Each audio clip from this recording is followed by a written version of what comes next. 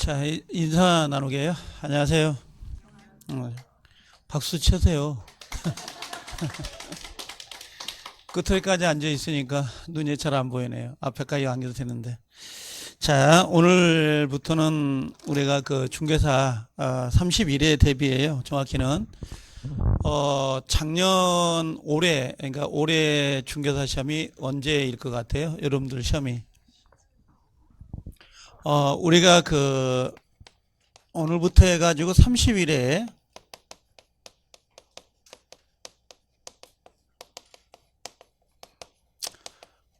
요걸 시작을 할 건데 30일에가 원래 우리가 10월 마지막 주 토요일 날 시험을 봐요. 거의 지금 정설로 굳혀져 있는 게. 그래서 아마 정확히는 2000년도죠. 이게 10월 31일인가 되더라고요. 확인을 해보니까 31일 정도에서 시험을 보게 될 거예요. 이 정도로. 알겠죠? 그래서 이 시험 대비라고 보시면 될 건데 우리가 길게 보면 길고 짧게 보면 상당히 짧은 기간일 수 있어요. 그게 금방 가버리거든요. 시간적으로 타임으로 보면. 그래서 이걸 대비하는 것이고 제가 담당하고 있는 것은 민법이에요. 민법에다가 그 민사특별법이라고 해서 5개 단행법률이 들어갑니다. 그래서 5개를 가지고 이야기할 건데 이게 민사 특별법 이렇게 이야기를 해요. 제가 담당하는 게 민법하고 민사특별법 이걸 제가 담당을 하고 아마 제 이름을 아마 알 거라고 보는데 대충 읽어서 유명하지는 않아요. 그렇죠? 그래서 아마 현관에서 보셨을 건데 제 이름은 정동섭이고 여기에 있고 그 다음에 제 카페가 있긴 해요. 지금 거의 공사가 돼서 거의 이제 마무리 들어갈 건데 카페에 가시면 다른 건 안 봐도 괜찮은데 30일에 그 자료실이라고 하는 게 있어요. 계속 자료가 올라가거든요. 거기다가 수업 자료가 그걸 좀 확인해 주시라고. 그래서 혹시 다음 카페에 가시면 돼요. 여기 가서 제 이름 치시면 그냥 나올 거예요. 바로 제일 위에 있는 상단 카페가 제 이름이니까 그대로 좀 가시면 될 것 같아요. 지금 여기 앉아 계신 분들은 중개사를 처음 준비하신 분도 있을 거고 아니면 기존에 좀 했다가 안타깝게 안 되는 경우도 있을 거고 또 아니면 아직 합격자 발표가 아직 안 돼 가지고 지금 가물가물하는 경우도 있어요. 지금 부동산 학개론에서도 30회 때 이의제기가 들어간 게 있었고 그 다음에 민법에서도 이의제기 들어간 게 하나 있어요. 하나가. 근데 그걸 받아줄지 안 받아줄지는 모르겠지만 그건 약간은 어정쩡한 문제 형태가 됐어요. 지금. 그래서 좀 기다려보는 사람도 있을 거고 아마 1차는 붙었는데 2차가 좀 불안해서 또 그런 경우도 있을 겁니다. 근데 일단은 준비하려고 왔으니까 한번 쭉 들어보고 그 다음에 결정을 하셔도 될 것 같은데 지금 여러분들은 아예 중개사를 모른다고 생각하고 제가 좀 이야기를 할게요. 몇 가지만 중개사 좀 이야기하고 그 다음에 민법에 좀 어려워하는 게 민법인데 그 어려운 부분 그 다음에 민법을 어려운 부분을 어떻게 해결할 것이냐 그 부분 이렇게 해가지고 정리를 좀 할 거고 그 다음에 오늘 나눠드린 프린트물에 가장 중요한 프린트 하나가 있어요. 중간에 보면 30일에 그 출제 가능성이 있는 민법 범위를 제가 정리해 놓은 게 있을 겁니다. 그 한 장을 낱장을 꼭 떼어가지고 꼭 복원하고 계셔야 돼요. 그 30일에 출제 가능 범위라고 해서 표시가 돼 있는 거. 아까 두꺼운 걸로 받았을 거예요, 아마. 네, 두꺼운 거. 이런 형태로 받으셔야 돼요. 이거 하나 받으셨나요, 요거? 이 프린트 보면. 요 프린트는 꼭 갖고 다니셔야 되는데 70개 테마를 잡아놓은 거예요. 제가 좀 이따가 정리를 좀 해드릴게요. 우리가 그 중개사를 잠깐 이야기를 해보면 제가 월요일이기 때문에 좀 잠깐 이야기를 하는데 나중에 아마 시간이 가면서 저뿐만 아니라 내일도 아마 이야기할 거고 그 다음 선생도 좀 이야기를 할 거예요. 이 부분에 제가 담당을 하는 게 민법이다 보니까 이제 민법에다가 포커스를 맞춰놓고 좀 이야기를 많이 하게 될 건데 여러분들 1차 과목이 뭐가 있는지는 아시죠? 중개사의 1차 과목이 2과목인데 2과목이라고 표현하지만 실제는 한 과목이에요. 이게 왜 한 과목이냐면 1번부터 해가지고 80번까지 문제가 주어지고 전체 풀어내는 시간은 100분을 줍니다. 여기에서. 그래서 첫 번째는 뭐냐면 개론이라고 하는 건 아시죠? 부동산 학개론이라고 해서 아마 나오게 될 거고, 두 번째는 제가 담당하고 있는 민법인데 민법에다 민사특별법까지 들어가죠. 왜 이게 한 과목이냐고 표현하는 이유가 요게 개론이 학개론이라고 해서 1번부터 해가지고 40번까지 문제가 주어지는 거고, 그 다음에 두 번째 민법은 41번부터 해가지고 80번까지 문제가 주어져요. 이렇게. 우리 시험은 절대평가인 건 아시죠? 상대평가가 아니고 절대평가입니다.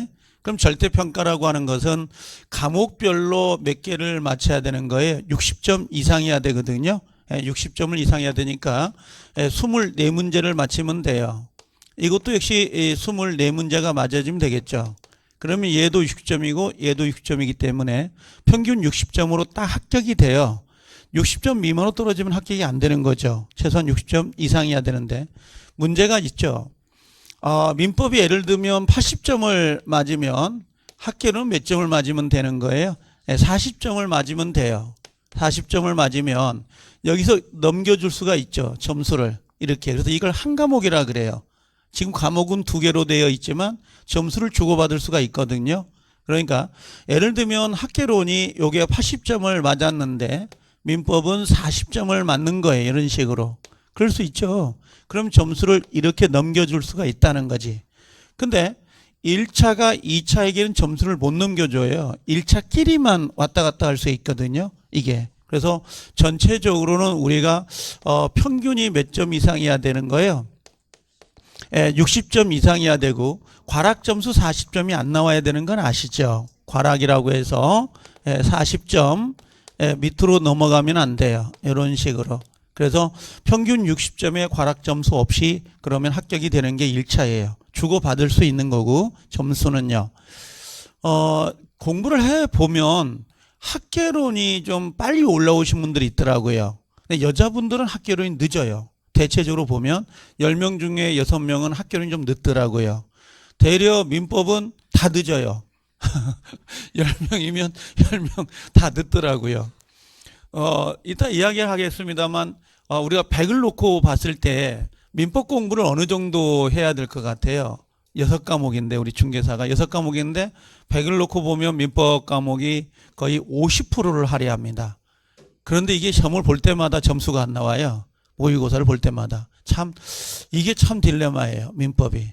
자, 그래서 일단 요 형태가 되고 이게 1교시에 100분이 주어지는 겁니다. 그 다음에 2차 과목으로 하는데 2차 과목은 이렇게 세 과목으로 나눠지긴 해요. 첫 번째가 뭐예요? 1번이요. 1번부터 40번까지가 뭐예요? 첫 번째가 이게 중개사법이라고 할게요. 그냥 중개사 실무에 관한 법률인데 중개사법인데 요게 1번부터 문제가 들어가요. 이게 40번까지 문제가 있고 그 다음에 두 번째 들어오는 게 공법이에요. 부동산 공법인데 요게 41번부터 해가지고 80번까지 문제가 들어옵니다. 요게 이런 식으로. 그래서 요게 2교시가 돼요. 요게 1교시고 이게 1교시 시험을 봐요. 그 다음에 요 두 과목이 2교시가 되는 거죠. 이런 식으로. 그 다음에 예전에는 이걸 세 과목까지 해가지고 전체를 다 봤는데 지금은 시간이 나눠져 있죠. 1번이 뭐가 될까요? 공시하고 세법 남아 있잖아요. 그렇죠? 세법이 먼저예요? 공시가 먼저예요? 공시가 먼저예요. 공시가. 왜 그걸 강조하느냐면 민법은 41번이 정해져 있어요. 민법은 41번이 반사의 질서예요. 문제가 나오면 51번이 들어가면 물청이 나와요. 거의 대부분이 물권적 청구권이 문제가 정해진다고. 우리가 수능 시험을 보면 수능에도 문제가 정해져 있는 거 알아요? 그러니까 남바가 27번 어렵다, 30번 어렵다, 31번 어렵다 정해지잖아요. 그런 것처럼 문제수가 정해져 있어요. 그럼 그 문제를 정확히 알고 가면 시험장에서 대체 능력이 빨리빨리 대처할 수가 있거든요. 그래서 이 문제를 나중에 좀 외우면 좀 편해져요. 그래서 3교시가 들어오는 거 있죠, 우리가. 이 3교시가 들어오면 첫 번째가 공시가 들어와요. 공시가 1번부터예요. 1번부터 24번까지가 들어갑니다. 요게 24번까지가 공시법이죠. 지적법하고 우리 등기법이라고 하는 거. 그 다음에 세법이 들어가잖아요. 세법이 나머지가 들어가는 거예요. 25번부터 해가지고 40번까지 이런 형태로 정해져 있는 거죠. 형태로 보면. 그러면 요게 1교시, 요게 2교시, 요게 3교시 형태로 되어 있는 게 우리 민법인데, 우리 시험인데, 얘들하고 이렇게 나눠져 있잖아요. 1차하고 2차가 나눠져 있는데, 얘들끼리 점수를 주고받을 수 있고, 얘들끼리 점수를 주고받을 수가 있도록 되어 있습니다. 얘들 안에서는. 요게. 근데 이제 너무 세 과목을 연타로 시험을 보다 보니까 화장실 가는 문제도 있고 그래서 지금은 이렇게 2교시로 나눠져 가지고 2차 과목을 배정을 해서 보고 있는 거죠. 전체로. 그래서 이 순서대로 계속 기억하는 게 좋아요. 시험을 처음 준비하신 분들은 학개론, 민법. 민법이 먼저가 아니고 학개론, 민법이에요. 그래야 순서가 정해져 있어야 1번부터 40번까지, 41번부터 80번까지 민법이라는 걸 알죠. 그럼 요것도 똑같아요. 중개사법, 공법, 그 다음에 공시, 세법. 이 순서가 정해져 있다는 걸 알고 계시면 나중에 시험장에 딱 들어가더라도 제가 편하다 그런 느낌을 받아요. 그런 것들. 그래서 요걸 하나 가지고 있어야 될 필요가 있고, 지금 우리 중개사 시험이 이제 끝난 지가 얼마 안 됐죠. 10월 26일 날로 봤으니까 합격자 발표는 11월 27일 날 발표가 될 거예요. 한 달 뒤에 발표가 되기 때문에 여기에 아마 기존에 했던 분도 불안해서 오신 분도 있을 겁니다만 이 숫자에서도. 근데 만약에 합격을 해버리면 11월 27일 날 아마 안 보일 거예요. 옆에 짝꿍이. 그럼 뭐라고 그래요? 딱 두 거예요. 합격해서 갔거나 아예 포기했거나 2주 만에 둘 중에 하나가 되겠죠. 이게요. 나는 직업 중에 어떤 직업이 가장 좋아요? 내가 이 알바로 시작한 게 23번째로 이 직업이었거든요. 지금은 먹고 사는 직업이 돼버렸지만, 근데 가장 좋은 직업 중에는 중개사 중에 하나일 것 같아요. 중개사 정말 좋은 직업이에요. 정말 좋은 직업입니다. 시간도 있고, 그 다음에 경제적 여유도 좀 벌 수 있는 경우도 좀 있고, 그 다음에 자기가 시간을 마음대로 뺄 수 있다는 게 참 좋아요. 여행을 많이 다닐 수 있고, 그런 거에 대해서는. 근데 예전에 비해서 시험이 난이성이 상당히 높아졌다는 거, 그게 좀 커요, 이게. 그래서 좀 불안하긴 한데, 이걸 해볼게요. 여러분들 10년간, 합격률이라고 하는 걸 한번 봐볼래요? 여러분들 합격률이 얼마나 될 것 같아? 이 중개사 합격률이에요. 작년 29회 때 응시 원서를 냈던 사람이 33만이었고, 실제 출연자가 24만 정도가 시험을 봤었어요. 29회 때. 29회를 말하는 겁니다. 그 다음에 30회 때 지금 들어와 있는 거고, 여러분들은 31회를 들어가는 거. 요게 지금 우리 시험이거든요. 지금 이게. 그럼 29회 때 33만이 원서를 냈지만, 그러니까 산업인력공단에서는 원서대가 3만 원씩이잖아요. 30만만 잡아도 90억을 번 거예요. 하루에. 산업인력공단은 90억을. 어마어마한.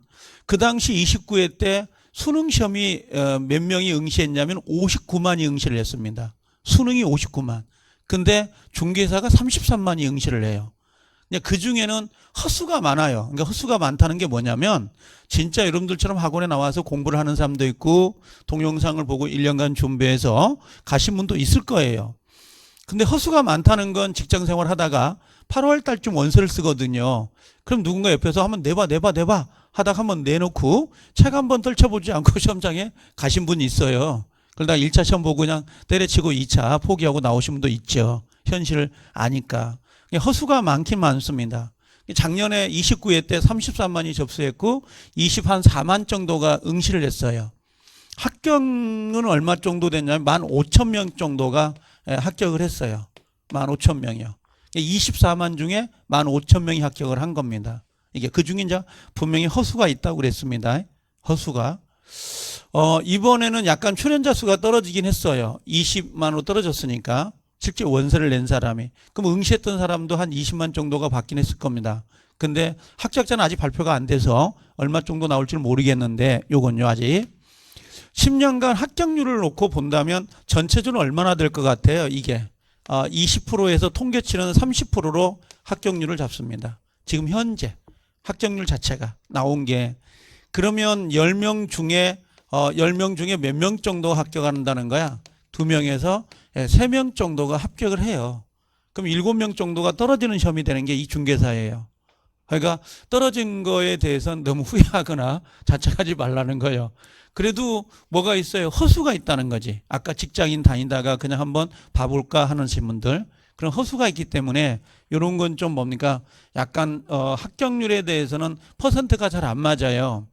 근데 요게 허수를 제외하고 학원을 이렇게 출강을 하신 분들이 있잖아요. 출석을 해가지고 시험을 보는 분들이 있고 동영상을 보는 사람이 있어요. 1년간 꾸준히 동영상을 보는 사람도 있을 거예요. 근데 이분들의 합격률은 보통 45%에서 60%까지 나오더라고요. 퍼센트로는. 그러니까 여기 나머지 이 전체로 보면 20, 30%가 전체를 본 거고 허수까지 포함해서, 그 다음에 학원을 나오거나 동영상을 착실하게 그대로 꾸준히 보셨던 오셨던 분들이 10명 중에 4명에서 5명 정도가 보통 붙어요. 보통 10명 중에 50% 정도를 잡으시면 될 거예요. 허수를 뺀 나머지를 가지고 계산해 보면. 그래서 요것들을 아마 들어갈 것 같아요. 이 정도 아마 생각을 하시면 될 것 같죠? 대충 세봐요. 여기 100명 앉아 있다. 그럼 뭐예요? 여기서 몇 프로? 50명 정도, 60명 정도가 합격할 수 있다. 이 정도. 그럼 그 안에 들어가려고 노력을 좀 많이 해야죠. 자, 그걸 좀 한번 좀 봐주신 거고, 하나만 더 이야기를 좀 해드리고 민법에 대해서 좀 이야기를 하게요. 이게 다음 주 오면 제가 다시 이야기를 할 겁니다만 다음 주부터는 절대 빠지면 안 돼요. 제 수업은 다음 주부터는 본 수업이 들어가거든요. 그래서 이따가 마지막 시간에 좀 내가 이야기를 할 건데 다음 주는 민법 총칙을 한번 다 봐요. 끝처리까지. 그 다음 주에 물권을 다 보고 그 다음 주에 계약법을 다 볼 거예요. 그리고 12월 달에 들어가면서 계약법만 기본소를 가지고 디테일하게 깰 거예요. 완전히 거기만 팔려고 하거든요. 계약법이 10문제가 나오는데 그것만 잡아놓으면 왜 그러냐면 보통 우리가 오늘부터 다 오픈이에요. 모든 중개사학원은 지금부터 오픈이거든요. 모든 중개사학원들은. 근데 11월, 12월을 너무 헛시간을 보내요. 거의 대부분들이. 그냥 대충 용어 설명하다가 대충 마무리하고 본 수업을 1월 달로 들어가요. 저는 그게 싫어서 아예 그냥 기본 교과서 있죠. 우리 기본 교과서 나오면 그 중에서 우리 민법은 4파트가 되지만 한 파트, 그 중에 계약법이에요. 실제 시험은 계약법이 몇 법, 65번부터 들어갑니다. 이게 65번부터 들어가는데 계약법이 머리가 가장 아플 때 푸는 데가 계약법이에요. 그래서 미리 12월부터 아예 디테일하게 좀 잡아놓고 그럼 1, 2월 달에 가서 계약법을 또 잡으면 이게 이렇게 튼튼해지거든요. 그 부분이. 중간 부분이. 그래서 그 전략을 좀 내가 짜놓은 게 그건데 이걸 좀 잠깐 이야기를 해볼게요. 우리가 1년 동안 민법 커리는 대략 어떻게 들어갈 거냐면 12월부터 12월까지 들어가요. 11, 12월. 지금 우리가 하고 있는 거 여기가 들어가는데 여기를 우리는 기초 이론이라 그래요. 아마 제가 그 강의 계획서를 넣어놨는데 듣고만 계셔도 돼요. 대략 앉아 있다가 그냥 가셔요. 오늘은 괜찮으니까 편안하게.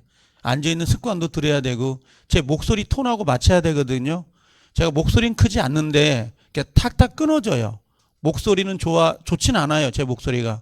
이렇게 탁탁 끊어지니까 아마 뒤에 발음을 먹진 않습니다. 이렇게 따박따박 나가니까. 그래서 기초 이론이 나가고 1월 달과 2월 달은 기본 이론이라 그래요. 기본 이론이고 3월 달과 4월 달이 들어갈 거예요. 3, 4월 달에 들어보면 우리가 통합 이론이라 그래요. 자, 그 다음에 5월 달하고 6월 달이 우리가 핵심이라고 해요. 핵심하고 들어오는 부분들인데 우리가 앞으로 어떤 걸 가지고 이야기할 거냐면 지금 여기서부터 여기까지 있죠. 11월 12, 1, 2, 3, 4는 기본서를 가지고 강의를 할 거예요. 제가 물어봤어요. 우리 출판사 기본서 강의가 몇 페이지 정도 되냐고 그랬더니 한 750페이지 정도 된다 그래요. 지금 시중에 나와 있는 민법 교과서는 거의 700페이지가 넘어가요. 그러면 8주를 잡았을 때 한 주당 100페이지씩 나가야 돼요. 평균 100페이지. 엄청난 속도죠, 이게. 그래서 여기를 전부 다 기본서로 해서 아마 갈 거고요. 그 다음에 여기에 3, 4월 달에 가면 전 3, 4월까지도 무조건 기본서로 가자는 주의거든요. 쟤는. 근데 여기 기본서에다가 아마 요약집을 한번 끄집어낼 거예요. 이런 식으로. 기본소 플러스 3, 4월 달은 요약집 이런 식으로 가게 될 거고, 그 다음에 5, 6월 달에 가셔가지고 핵심이잖아요. 이때는 기본소를 보는 게 아니고, 기본소가 들어가긴 하겠지만 기본소는 메인이 아닐 거예요. 이제 두꺼워서. 그래서 여기 기본소보다는 얘는 보충 정도로 가게 될 거고, 그 다음에 여기에 메인이 요약집으로 가게 될 거예요. 이런 식으로. 그래서 여기다가 포커스를 맞춰야 되는데, 그 이유가 뭐냐면 제가 공부를 할 때 패턴이 조금씩 바뀌어요. 24회 때 민법의 패턴이 바뀌었고 29회 때 패턴이 바뀌었어요. 민법 패턴이. 이게 이따 분석을 제가 해드릴게요. 공부를 할 때 저는 항상 요렇게 가셔야 돼요. 이런 식으로 해서 이렇게 가는 게 가장 좋거든요. 다이아몬드 꼴 같은 거 있죠? 이런 형태예요. 그러니까 예를 들면 여기가 11월부터 해가지고 12월까지 이렇게 약간 폭이 좁고요. 그 다음에 여기 줄여나가죠. 여기가 2로로 따지면 5, 6월 달, 5, 6월 달은 2로는 약하게 이렇게 줄여나가야 돼요. 그래서 여기는 당연히 요약집을 볼 수밖에 없는 것이고, 그 다음에 여기는 공간이 크잖아요. 그죠? 여기는 3, 4월 달인데 3, 4월 달에는 약간 양을 좀 넓힐 거예요. 판례도 좀 해야 될 거고, 그 다음에 지문 정리도 몇 가지 좀 해야 되거든요. 우리가 공부할 때에 어떤 분들은 이렇게 해요. 이렇게 똑같이 하신 분도 있더라고요. 강의할 때 보니까 11월 달, 12월 달 똑같고 3, 4월 달도 똑같고 5, 6월 달도 똑같아요. 같은 내용만 하자라고 하는 건데, 그렇게 나가버리면 나중에 어려운 문제가 나왔을 때 시험장에서 대처 능력이 떨어져 버려요. 그래서 어느 정도는 기본 패턴을 가지고 갈 거예요. 이렇게 가지고 가지만 어느 순간에 넓혀놔야 돼요. 양을 넓혀놔야지, 넓혔다가 줄여나가야지. 시험장에 가면 생판 보지도 않았던 문제가 나올 수 있거든요. 그럼 그 대처 능력이 있어야 된다고, 어느 정도가. 그래서 그걸 좀 다져야 될 필요가 있기 때문에 약간 3, 4월에 좀 넓힐 거라고 생각하시면 돼요. 진도가. 그러면 우리가 지금 보면 알겠지만 여기까지 5, 6월까지는 이렇게 놓고 본다면 여긴 전부 다 이론이에요. 이건 이론 강의가 들어가는 거잖아요. 그러면 7, 8월 달에 문제가 될 거 아니에요. 7월 달, 8월 달에. 7월 달과 8월 달하고 9월 달하고 10월 달인데 정확히는 4달이 안 돼요. 근데 올해는 시험이 10월 31일 날 있다면, 올해 우리 시험이 볼 때 딱 알차게 꽉 채워진 4달이에요. 이게 딱 4달이 됩니다. 그러면 여기는 어떤 걸 볼 거냐면 7, 8월 달은 우리가 단원별 문제라고 해서 단원별 문제풀이가 들어가요. 이게 단원별 문제라는 게 어떤 의미냐면, 이걸 다 아는 사람도 있을 거고 여기 계신 분 중에 또 모르신 분도 있을 거라고. 그래서 일단 모른다는 전제에서 설명을 하고 있는 거예요. 그럼 단원별 문제라는 게 뭐냐면, 우리 민법은 순서가 있어요. 하나가 뭐냐, 민법 총칙이라고 하는 부분이 있고, 그 다음에 물권법이 있어요. 그 다음에 계약법이라고 하는 게 들어오고요. 그 다음에 우리가 특별법이라고 해서 단행법 이렇게 나오는데, 이 순서로 해서 우리가 진행이 되긴 해요. 원래가. 그럼 단원별 문제풀이는 민법 총칙 보고, 그 다음에 물권 풀고, 그 다음에 계약법 풀고, 특별법 푸는 순서 있죠. 요 순서대로 풀어 내려가는 것이 단원별 문제예요. 근데 요건 별도로 문제집이 있어요. 이거 문제집을 가지고 이야기할 거고, 여기에 저는 보충 프린트가 들어가요. 별도로. 이게 모의고사 형태처럼 매주마다 진도가 나갈 때마다 문제를 보게 될 거예요. 나중에 보면 아마 알게 될 건데, 요렇게 해서 정리가 될 거예요. 그러면 실제 우리 시험은 단원별로 문제가 나오진 않아요. 뒤죽박죽 섞이니까, 지금은 문제 형태가 앞뒤가 섞여 나오니까. 그래서 요거 문제풀이 할 거고, 그 다음에 여기가 어떤 게 들어가냐면, 여기는 실전 모의고사라고 해서 뭐라 할까요? 40문제씩 동형이라고 해도 같을 동자 형태, 같은 형태의 40문제씩 해가지고 프린트로 문제가 나가고 시험을 봐서 답안지를 다 제출해요. 제출해서 채점을 맺는 형태. 그 과정을 걸치는 게 실전 모의고사예요. 그래서 여기는 나중에 가면 40문제씩 해가지고 쭉 풀어나간다고 보시면 되는데, 여기는 뭐예요? 그러면 여기가 문제예요. 이게 여기는 이론이고 여기는 문제거든요. 자, 여기서 이제 딜레마가 오는 게 그거예요. 학생들이 가끔 저한테 물어봐요. 이론을 완벽하게 되면 문제는 풀릴까요? 안 풀릴까요? 이론이 완벽하면 문제가 풀려요? 안 풀려요? 그냥 던져보는 거예요. 풀리죠. 너무 과묵하다 분위기가. 하기는. 아니 무게 잡지 마요. 무게 잡아야 필요 없어요. 어차피 다 친해져야 되는 거야. 중개사는 이 친화력이 강할수록 돈을 잘 벌어요. 아, 옆에 있는 사람한테 친해야지 나중에 물건 나오면 연기할 수도 있고 알려줄 수도 있고 언니 이거 팔아봐 오빠 이거 팔아봐 그럴 거 아니에요. 이게 친화력. 다음 주부터 먹을 거라고 사갖고 오세요. 옆에 좀 나눠주고. 알겠죠? 이게. 그게 관건이라고. 그럼 학생들이 저한테 물어보는 게 이거예요. 이론하고 문제 있잖아요. 이론을 먼저 하고 문제를 풀면. 그래서 합격할 수 있냐고 물어봐요. 이론이 완벽하면. 문제는 풀려요? 안 풀려요? 풀리는데 이론만 잡는데 완벽하게 잡는데 3년 걸려요. 3년. 그럼 이론 하고 나서 문제를 풀면 되겠어요? 안 되겠어요? 안 돼요. 어떤 분이 그래요. 열심히 기본서 열심히 한 10번 보면 합격할 수 있지 않겠어요?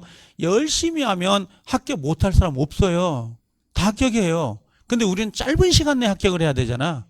아니면 1년 아니면 2년 그 안에 합격을 해야 돼요. 뭐 고시 공부도 아니고 무슨 5년씩 공부하겠어요. 그러지 않겠어요? 나는 그러거든. 항상 수업할 때마다 5년 동안 중개사 준비해가지고 1차를 한 번이라도 합격을 해본 적이 없다면 다른 길을 찾아도 괜찮다. 그렇게 이야기를 해요. 아니 출석하신 분들 동영상을 보신 분들은 말고 동영상을 보신다는 건 여기에 나올 수 없어서 직장 생활하거나 그래서 시간이 딜레이 되니까 그럴 수밖에 없는데 여기 학원에 출석을 해가지고 5년 동안 공부를 했는데 1차를 한 번도 경험해 본 적이 없어요. 합격한 적이. 그럼 다른 길을 찾는 게 나아요. 이게 낭비거든. 꼭 중개사가 다 여기 있는 건 아니니까. 근데 만약에 학원을 오잖아요. 안 빠지고 학원 커리대로 해라 그러죠. 그럼 제가 봤을 때는 아무리 미련 곰탱이여도요 3, 4년이면 다 합격합니다. 이 시험이. 거의 대부분들이 아까 50%가 거의 대부분들이 1년이면 합격하고 보통 3, 40%가 2년 있다가 합격을 하고 보통 그래요. 퍼센트로 보면 전체적으로. 그러니까 학원에 나오는 건 여러분들한테 복된 거야. 합격률이 훨씬 높아지는 거거든요. 이게. 자, 그러면 얘하고 얘가 문제가 되잖아요. 끊어져 버리니까. 그래서 아마 모든 선생, 지금 우리 메가랜드 현재 와 있는 교수님들은 이론을 나갈 때 여기가 보충 프린트로 나갈 거예요. 보충 문제라고 해서 여기는 문제만 직접적으로 풀지만 여기는 뭐예요? 이론하고 문제를 반드시 보충을 해요. 프린트가 나가면서. 그래서 아마 다음 주인가요? 세 번째부터는 제가 프린트를 줄 때에 앞에가 뭐가 있냐면 예수 문제가 아니 복수 문제가 있고 OX 문제가 뒤로는 나중에 가면 예상 문제가 나와요. 기출 문제 풀이하는 거, 얇은 거. 그래서 요 프린트가 이 프린트가 거의 기출이라고 생각하면 돼요. 기출 문제를 바탕으로 해서 이 문제가 만들어져요. 기출 문제가 예상 문제예요. 실제 기출 문제가 예상 문제입니다. 기출을 무시해버리면 실제 예상 문제를 찾아낼 수가 없다고. 그래서 꼭 그런 부분을 아마 보충할 거니까 그렇게 알고 계시면 될 거예요. 아셨죠? 예, 이제 대략적으로 이렇다는 거 우리가 1년 동안 우리 민법이 나갈 때 커리가 이렇다라고 하는 걸 알고 계시면 되고 하나만 더 이야기를 좀 해볼게요. 여기서 그냥 들을만 하죠? 자. 어차피 다음 주부터는 지겹도록 듣습니다. 민법. 제가 민법을 깊이도 아니고 깊게 가르치는 스타일도 아니고 얇게 가르치는 스타일도 아니에요. 딱 어정쩡하게 중간에 가르치는 스타일. 그러니까 저는 32개가 목표예요. 항상. 24개가 목표가 아니에요. 그 토끼 새끼 기르다가 이렇게 그리다가 보면 토끼도 못 그려요. 이게 공부 스타일이 다르다고 스타일 자체가. 그래서 요걸 한번 해볼게요. 여러분들 1차가 있고 2차가 있을 거 아니에요. 그죠? 시험을 봤어요. 1차 합격하고 2차 합격하면 어떻게 해요? 둘 다 합격하면 합격증 받아요. 그죠? 공인중개사 합격증은 누가 주는가요? 여기 서울특별시에 살고 계신 분은요. 박원순 시장이 줘요. 알겠죠? 경기도에서 여기까지 오진 않았죠? 그럼 경기도에서는 누가 줘야 되는가요? 이재명 도지사? 예, 거기서 줍니다. 그 이름으로. 경기도지사 이름으로. 이게 합격하면. 근데 1차는 합격했는데 2차는 떨어졌어요. 60점이 안 된 거지. 그렇죠? 그럼 이건 어떻게 할까요? 이건요. 합격지가 안 나오는데 내년에 1차는 면제되고 2차만 보겠죠. 그럴 거 아니에요. 그래서 다음에 합격할 확률이 거의 99%인 사람. 이분들이 저는 1차예요. 그러니까 아직 합격을 못했다는 거 아니야. 여러분들은 요거 상태지. 그렇죠? 근데 만약에 2차는 합격을 했어요. 시험장을 봤는데 우리 시험은 1차와 2차를 같이 봐요. 아셔요? 사법고시는 안 그래요. 사법고시나 감정평가사 같은 경우는 1차를 먼저 보고 1차 붙어야 2차에 응시할 수 있도록 돼 있다고. 근데 우리는 안 그래요. 1차 오전에 봐요. 9시 반부터 봐가지고 11시 20분에 끝나 1차가. 그리고 합격 여부를 모르고 2차를 봐요. 그러니까 모험이지. 그렇죠? 그러면 1차를 떨어지고 2차는 붙었어요. 이건 뭐예요? 이건요. 세상에서 가장 억울한 사람. 세상에서 가장 억울한 사람이 이 사람이에요. 그렇죠? 근데 여기서 만약에 한 문제로 떨어졌다. 난리 나는 거지. 거의 그렇게 상태예요. 한 2달간. 잠수 타버려요. 연락도 안 돼요. 이분은. 근데 만약에 이건 또 어때요? 이거보다 얘가 더 나아요. 그렇지 않을까요? 아니, 여기까지는 그래도 괜찮은데 이 사람보다는 얘가 더 낫지 않을까요? 떨어지려면 다 떨어지는 게 나아요. 여기는 떨어지고 여기는 붙고 그럼 2차는 붙으면 이건 쓸모없거든요. 이건 뭐예요? 이건 최종. 예, 최종. 예, 불합격자지. 이건 다시 해야 된다고 시험 공부를. 이건요. 그러니까 이게 되려 낫다고. 떨어지려면 다 떨어지는 게. 이게. 어정쩡하게 1차 떨어지고 2차 붙으면 이게 어떻게 말을 할 수가 없어요. 너무나 아까운 사람인지 이게. 가장 세상에 억울한 사람. 그렇지 않겠어요? 이게. 자. 그러면 우리 이제 1차가 중요하게 될 수밖에 없는 상황이 벌어진 거죠. 보여요? 1차가? 1차가 제 과목이 1차라 그래서 그런 게 아니고 저하고 무지하게 친해져야 돼요. 빨리. 여기 이제 학교는 좀 오실 거예요. 종호 선생님. 이종호 선생님이라고 학교는 아마 제일 잘 가르칠 겁니다. 제가 인정해요. 그분은. 학교론의 부분에 대해서는 저도 여기 옆에 학원도 있어 봤고 10년간 여기 와 있었지만 그분하고 내가 같이 강의를 해봤거든요. 근데 학교론은 참 최고인 것 같아요. 예, 파워도 있고 힘도 있고 꼬막꼬막하고 이게 보시면 알아요. 잘 생겼어요. 배가 나와서 그러지. 자, 근데 여기가 1차 과목이란 말이에요. 그러면 이제 학교론 선생님하고 저하고 이제 호흡이 잘 맞게 가게 될 거예요. 이게 밀거니 딴거니 하면서. 근데 보통 민법 공부하고 원래는 학교론이 먼저잖아요. 개론이. 근데 이 공부량을 우리가 예를 들면 5일 정도를 공부한다는 전제에서 5일 정도를 내가 공부해야 되겠다. 개인적으로. 학원 말고. 학원은 잘 나와야 되고 그때 퍼센트를 한 여기다가 3일 정도를 두시라고. 민법을요. 3일. 그러니까 월요일 날 했으면 화요일 날을 좀 멈췄다가 가도 돼요. 이렇게. 수요일 날은 해야 돼, 안 해야 돼요? 해야 되는 거고. 그다음에 목요일 날 멈춰도 되는 거죠. 근데 금요일 날 뭐예요? 해야 되는 거예요. 반드시. 이런 형태로. 만약에 중요 과목이 들어갈 수 있죠. 월요일 날 민법인데 수요일 날이 학교론이야. 그럴 수 있죠. 그러면 학교론을 하는 게 나아요. 여기는. 옮겨가지고. 그래서 최소한 민법은 3일 정도는 공부를 좀 해 주시라고 부탁을 드려요. 제 과목만 목매라 그러는 거 아니에요. 근데 민법이 나중에 5월달, 6월달 가면 발목을 잡는 과목이 돼버릴 수 있어요. 민법이. 그래서 좀 서둘러 가지고 좀 잡아둘 필요가 있거든요. 그 다음에 학교론 같은 경우는 아마 학교론 선생님 이야기를 하겠지만 자기도 아마 양보하실 거예요. 학교론도 한 이틀? 하루나 이틀, 1.5? 뭐 이런 형태로 아마 공부를 해라. 그럴 거고요. 나머지가 남잖아요. 토요일 날, 일요일 날. 그 2차 과목 쪽에다가. 요거 나머지. 이걸 언제까지? 11월, 12월, 1월, 2월까지는 꼭 이 패턴을 가지고 가는 게 좋습니다. 그리고 나머지 시간 있죠? 나머지 시간은 2차 과목에다가 좀 중점을 둘 필요가 좀 있는 거예요. 이 시간대. 근데 이 시간 넘어가면 안 그래요? 요 2월 이상 넘어가죠. 3, 4월 달부터는 넘어가면 완전히 바뀌어요. 패턴이. 그때가 다시 이야기를 하겠지만 여기까지 요 4달 동안에는 꼭 요렇게 좀 배정을 해서 시간 안배를 하시는 게 가장 좋습니다. 이게 아셨죠? 자, 하나만 더 이야기를 하고 민법 이야기를 해볼게요. 제한테 받는 질문이 2가지가 있어요. 제가 항상 수험생들한테 받는 질문이 속독을 하는 거하고 정독을 하는 경우가 있잖아요. 다음 주에 가면 책이 나올 건데 우리 책이 700페이지예요.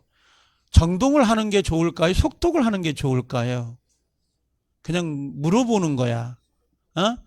섞이는 게 좋아요. 그렇죠? 어떤 거냐면 정독보다는 처음에는 속독을 하세요.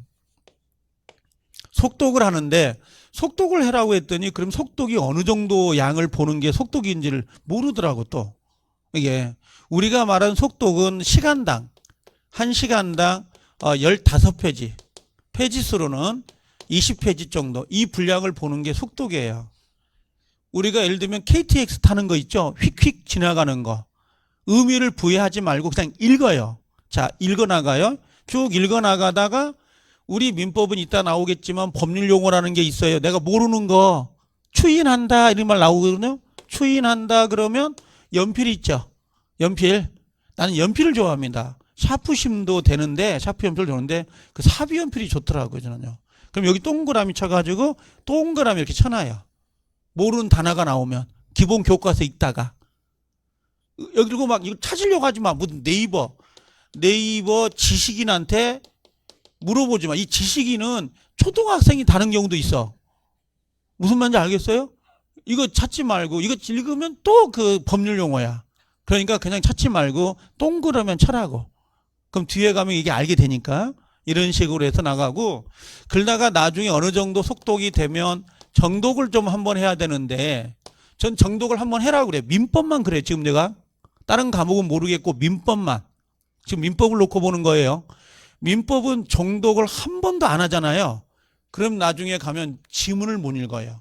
이론 따로 놀고 문제 따로 놀아요. 어떤 분들은 선생님이 이야기하는 건 다 알아듣겠는데요. 문제만 보면 안 보인다는 거야. 이게 해석이 안 되는 거야, 그게. 그래서 정독을 하는데 정독은 시간당 1시간당 한 7페이지에서 10페이지를 보는 거예요. 페이지당. 시간당. 페이지 수가 좀 줄죠. 이런 식으로 3장 정도 분량 이 정도 보는 거예요. 근데 이걸 정독을 계속 하는 게 아니라 딱 한 번은 하셔야 돼요.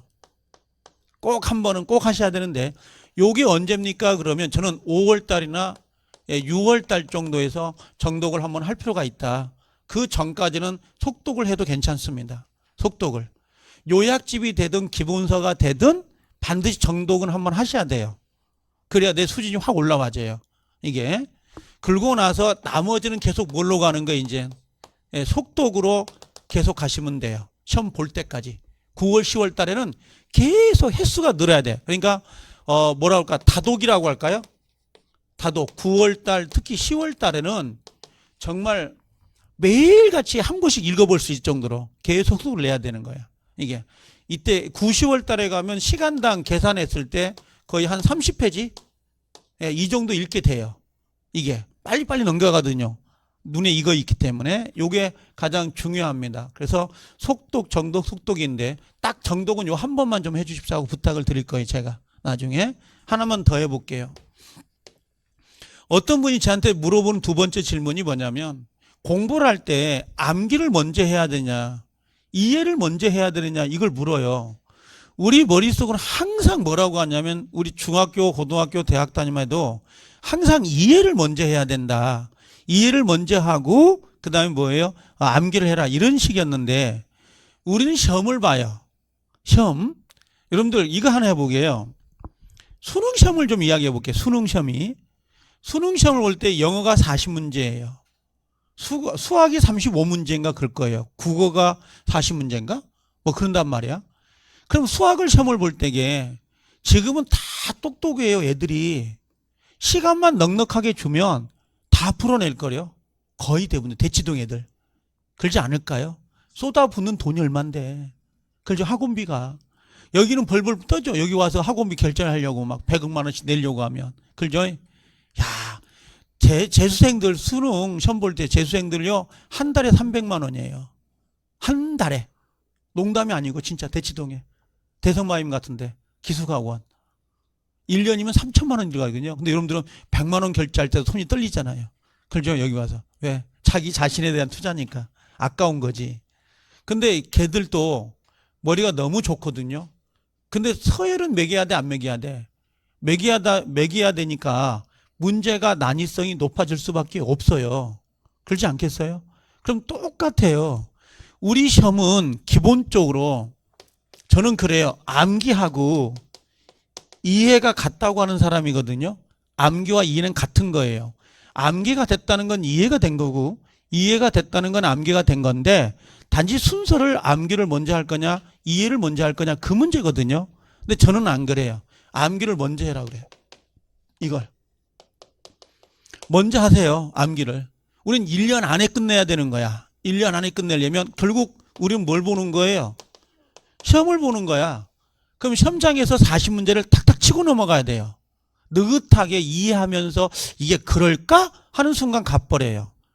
1차는 무조건 시간이 부족합니다. 거의 100%가 부족해요. 거의 모든 사람들이 부족합니다. 그래서 먼저 암기를 먼저 하고 그 다음에 나중에 이해해도 상관이 없어요. 이건 외워주세요. 그러면 외워주시는 게 좋아요. 그걸 좀 모아가지고 꼭 외울 수 있다면. 알겠죠? 그래서 요거 부분을 꼭 좀 조절을 하시라는 거. 첫 번째 속독을 먼저 하시고 나중에 한 번 정도는 정독. 그 다음에 암기를 먼저 하세요. 이거 외우세요. 그러면 외워놓으면 나중에 이해가 되면서 또 이해를 시켜요. 그럼 제가 암기하는 것만 치중을 하는 게 아니라 이해도 시키거든요. 나중에 가면. 그래서 암기와 이해는 조화가 돼야 되지만 암기를 먼저 해라. 그 이유는 시험 때문에 그래요. 시험 때문에. 이 40문제를 시간 내에 풀어낼 수 있어야 되는 거니까. 그걸 가지고 이야기를 하게 되는 거예요. 이게. 알겠죠? 두 가지. 자, 이제 이렇게 이야기해 놓고 이제 민법 이야기를 좀 합시다. 제가. 너무 지루한가요? 대답을 거의 안 해요. 나중에 한 이틀 지나면 좀 나아지겠죠? 내가 월요일 날이 아니라 한 목요일쯤 왔어야 되는데. 그러죠? 그래, 다 어느 정도 다 알고 있는 상태에서 와야 좀 낱낱하는데. 자, 아까 제가 나눠드린 프린트가 아까 복사해서 나눠드린 프린트가 하나 있을 거예요. 거기 보면 55라고 하는 숫자가 있죠. 제일 앞페이지에. 55%라는 거 보여요? 이 55%는 뭐냐면 제일 앞페이지에 보면 민법이 공식적으로 나온 숫자예요. 민법이 전체 1차, 2차 수험생 중에 55%가 민법은 과락을 당합니다. 놀라운 숫자 아니에요, 이게? 이게 1차나 2차를 통합했을 때 과락 나온 학생들, 수험생이 55%예요. 전체에서. 그럼 20만이 시험을 보면 민법은 10만이 과락이라는 거예요. 이건 통계예요. 나와 있는 통계치가. 그 다음에 여기 전체 수험생들의 37.25라고 돼 있죠. 전체 20만이 시험을 봤을 때 민법 평균치가 37점이에요. 그럼 이건 결국 합격을 못한다는 거죠. 40점을 넘어야 되니까. 과락 수치가 나오면 안 되지, 이게. 그래서 이 숫자를 갖고 있는 게 우리 민법이에요. 근데 민법은 이렇게 공포스러운 것만 되는 건 아니에요. 자, 이걸 하나 딱 써놓고 쉬었다 가게요. 수험생들한테 제가 물어보면 왜 민법이 그렇게 어렵냐, 민법을 왜 어려워하는 이유를 대봐라 그러면 첫 번째가 이거예요. 분량이에요, 분량. 민법은 정말 분량이 많습니다. 테마를 잡아도 70개가 나와요. 테마 70개가. 분량이 가장 많다는 거고. 두 번째는 법률 용어라고 하는 거 있죠? 이 법률 용어가 실생활에 쓰던 용어가 아니에요. 거기서 오는 딜레마가 좀 있습니다. 거기에 첫 번째고. 두 번째는 이론을 해요. 그럼 우리는 이론을 열심히 했다고, 공부를. 임대차가 뭐다, 전세권이 뭐다 열심히 했는데 툭 하고 튕겨나오는 게 뭐냐면 판례예요. 판례. 그 다음에 툭 하고 튕겨나오는 게 뭐냐면 사례형 문제예요. 사례형. 사례형이란 게 뭐냐면 갑, 을, 병을 실제 사례로 갖다 놓고 응용을 하는 형태가 나와요. 그래서 사례 문제가 나와요. 이걸 우리가 케이스라고 하나? 이렇게. 케이스 하는 게 요 케이스예요.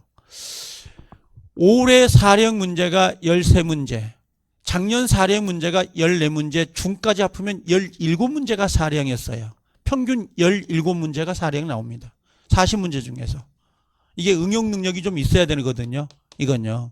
그래서 요 부분. 세 번째가 수험생들이 가장 어렵게 느끼는 게 이 민법은 매일매일 해요. 공부를.